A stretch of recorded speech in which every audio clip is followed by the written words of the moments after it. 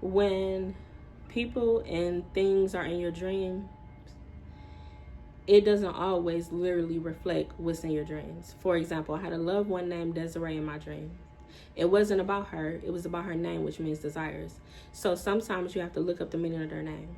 Sometimes when you're in a school, it represents past knowledge or needing to learn. Sometimes when you're in a house, it represents your body, your temple. Sometimes when you're in a hotel, it represents all the different layers of trauma and information and life experiences that you need to address. Sometimes when vehicles are in your dreams, it represents transformation and transition. You have to pay attention to the environment. Every single detail that you remember matters. People who are in your dream also can reflect other people. Sometimes you can be in your dream playing God. Sometimes somebody in your dream name may mean something that reflects God. And so they are reflecting God. Some people know somebody named Crystal, and it's not about that person named Crystal. It's about God wanting to make things crystal clear. I have a loved one named Frank, and it wasn't about him. It was about things being frank, very, very clear, very blunt, very serious, very direct. And then his family was in a dream. It wasn't about him. It was about all of the words that mean that, which means God giving me clarity in every single way, every single different type of form. Okay, so you have to remember that every time you have a dream, God is giving you a message. So you need to take to God and ask God to help you understand that dream. And you don't give up. You ask God every single day. You also don't get impatient, but God is drawing you closer to him. Okay.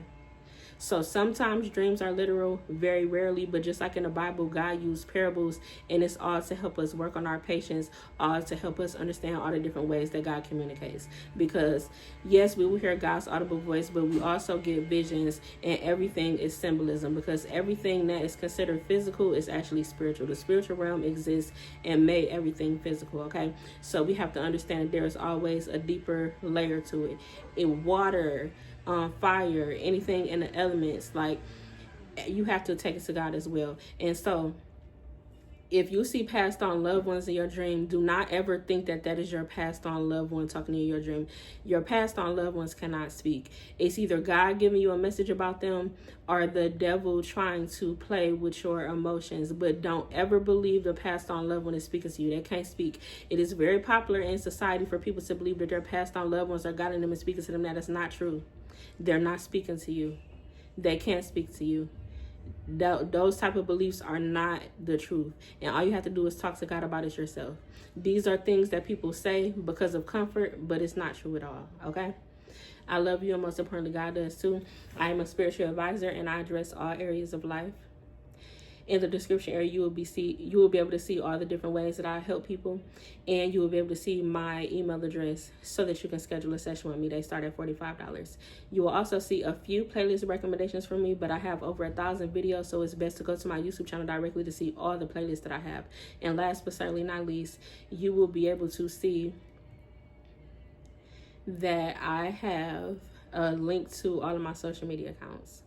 Anything that you would like me to make a video about, you can comment that, and I will take it to God to see if that is something that God wants me to address. And you take it to God as well, so that you do not ever become dependent on a human. Anytime you get information from a human, you need to take it to God directly, because God always has more information from you. God is just using us for a piece, but God has the full thing, okay? Thank you for listening, liking, commenting, sharing, watching, and subscribing. Thank you for praying for me, pouring into me, and sowing into my ministry.